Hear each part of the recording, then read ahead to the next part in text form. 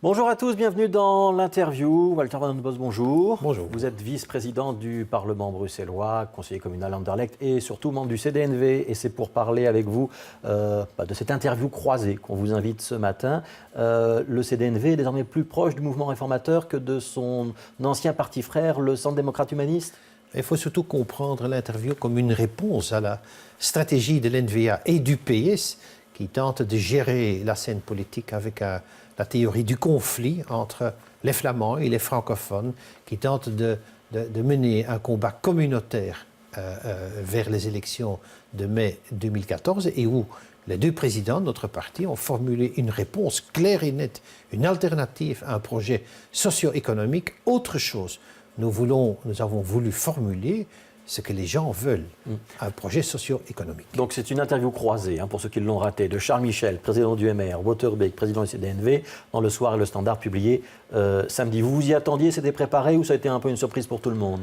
C'était une surprise pour tout le monde, mais on voyait clairement qu'au sein du CDNV, on voulait absolument s'éloigner de la stratégie NVA-PS, et disons que je crois que cette interview croisée est une réponse claire et nette à l'attitude de ces deux partis. Ouais, quand Bart de Wever dit le choix est clair, il faut choisir entre la stratégie NVA ou la stratégie du PS, parce que les autres partis flamands, ils n'ont que comme seule idée de faire un diroupo 2. C'est ça qui a motivé cette sortie ou il a un peu raison? Il n'a pas du tout raison. D'abord, tous les francophones ne sont pas PS. Tous les Bruxellois, tous les Wallons ne sont pas PS. Tous les Flamands ne sont pas NVA. Et ce n'est pas ce type de choix qu'on veut. Nous, CDNV, mais Charles Michel, en tant que maire, l'a confirmé de son côté également, nous voulons terminer les débats communautaires. Nous n'en voulons plus. Dans les prochaines années, nous voulons vraiment s'occuper de ce que les gens veulent. Donc pas de réflexion sur une nouvelle réforme de l'État pendant la prochaine législature? Il est bien clair que nous allons prendre aucune initiative dans ce sens et que pour nous, la prochaine législature sera une majorité sur base d'un projet socio-économique. Alors, MR, CDNV, même si c'était un accord électoral, mais ce n'est pas tout à fait un accord électoral. Il n'y a pas de promesse d'être forcément ensemble dans le prochain gouvernement, si j'ai bien compris. C'est plutôt un axe de travail qu'un accord gouvernemental. Mais ça ne fait quand même pas une majorité. Il faudra donc choisir d'autres partenaires. Si vous devez choisir entre le PS et la NVA au mois de mai prochain, vous prenez qui de préférence? Écoutez, la question est mal formulée parce que ce ne sera pas un choix entre PS ou NVA, ce sera un choix entre partis qui suivent l'axe que nous avons créé MR-CDNV, mais surtout, n'oubliez jamais que ce sera l'électeur qui aura la dernière parole. Là, on en est bien conscient, mais nous voulons formuler une alternative.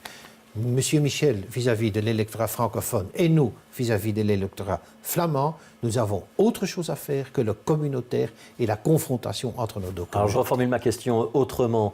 Sur cet axe socio-économique que vous êtes en train de construire avec le mouvement réformateur, vous vous sentez plus proche des thèses de la NVA ou plus proche des thèses du Parti socialiste francophone? Je me sens surtout proche des thèses du CDNV. Donc vous n'allez pas me répondre?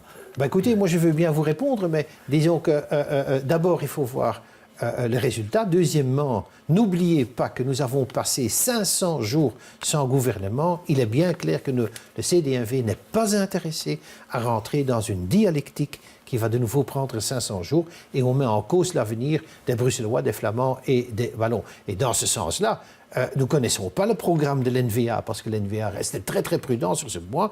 Ils font des signes mais ils ne se prononcent pas fondamentalement. Mais si c'est pour faire le même jeu qu'il y a 4 ans, il est bien clair que ce ne sera pas l'NVA avec qui le CDNV tentera de faire un gouvernement dans l'avenir. Ouais, donc ce ne sera pas avec la NVA prioritairement, donc plutôt avec le PS, même si vous connaissez le programme socio-économique du PS, qu'il n'est pas très proche de l'autre. Écoutez, n'oubliez pas que nous avons réalisé des éléments socio-économiques dans ce gouvernement-ci, notamment sur le plan des pensions, notamment sur le plan de l'asile et l'immigration, éléments qui n'étaient pas dans le programme PS, mais où le PS a suivi. Et disons qu'il faudra voir d'abord comment l'électeur va distribuer les cartes, et deuxièmement, si on trouve des axes de collaboration, mais il est bien clair que le MR et le CDNV, actuellement, sur le plan socio-économique, sont très proches l'un de l'autre, et disons, c'est quand même une main que nous tendons à l'électeur qui peut être envisagée, qui peut être intéressante. Est-ce que vous avez oublié le CDH dans l'opération?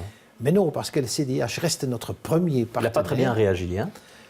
Oui. Le premier communiqué du CDH, c'est de dire que le mouvement réformateur essaye de monter dans le sac à dos de la NVA par votre intermédiaire de votre parti du CDNV. Oui, d'accord, mais je comprends ce type de frustration. Il ne faut pas oublier non plus que le CDH a été un peu maladroit avec Olivier Minguin, le soutien qu'ils ont donné à l'FDF tout récemment. Ce sont des éléments qui nous inquiètent, qui ne sont pas bien. Et disons que, mais il est bien clair que sur le plan socio-économique, le CDH rentre que nous ouvrons la dialectique et le débat également vis-à-vis de ce parti, mais l'occasion était pour prendre quand même deux présidents de deux grands partis, le CDNV et le maire, et c'est ça qui s'est passé pendant ce week-end. Alors, je vous propose une question Twitter.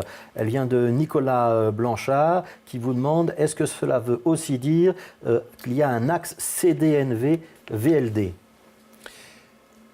J'ai lu dans l'article que M. Michel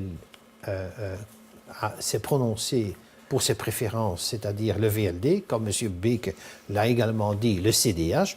Je crois que naturellement, dans cet esprit-là, le VLD et le CDH participeront largement à ce débat et à ces préparations, à ces travaux sur le plan socio-économique. Donc je vous entends bien, la famille sociale chrétienne, la famille libérale, est-ce que le prochain Premier ministre sera un socialiste ou il faut changer ? De nouveau, cette question est très difficile à y répondre. Il faudrait voir comment l'électeur distribue les cartes. Mais il est bien clair que si le CDNV serait le plus grand parti, qu'il est bien clair dans le pays, qu'il est bien clair qu'il demandera le poste du Premier ministre. Mais de nouveau, il faut attendre les résultats des élections. L'électeur a quelque chose à dire en mai 2014. Et si le CDNV est en position d'avoir le poste de Premier ministre, c'est Waterbeek ou c'est Chris Peters? J'en ai aucune idée. Ouais. Ça appartient au secret des dieux. Et dans les dieux, vous nous confirmez que Chris Peters suit bien Waterbeek, que ce n'est pas une sortie isolée de Waterbeek, et c'est bien la stratégie du CDNV qui a été dévoilée ce week-end. Il est bien clair que ce qui s'est passé ce week-end émane de la stratégie du parti en globalité et en consensus. Alors, je voudrais qu'on parle de Bruxelles avec vous, Walter Van den Bos.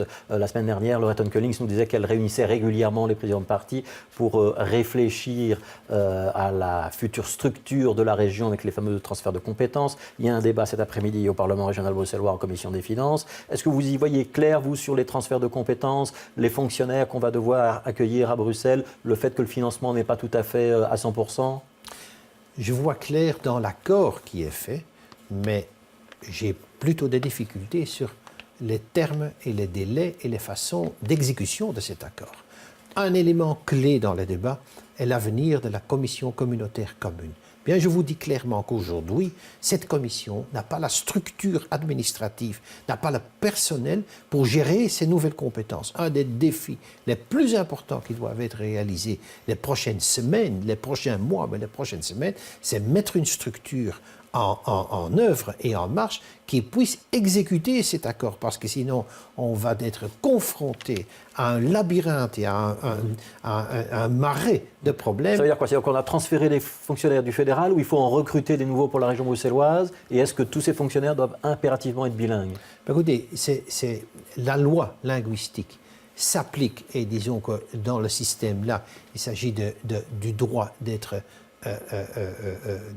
de connaître une langue, mais le bilinguisme dans le service doit être garanti dans la commission. Donc dans le service, pas fonctionnaire par fonctionnaire. Tout à fait, mais en même temps, il faudra voir ce qu'en termes de qualité, le niveau fédéral peut transférer comme fonctionnaire, sinon il faudra recruter, mais il faut avoir une administration. Vous n'étiez pas au vœu du Parlement régional bruxellois, qu'est-ce qui s'est passé?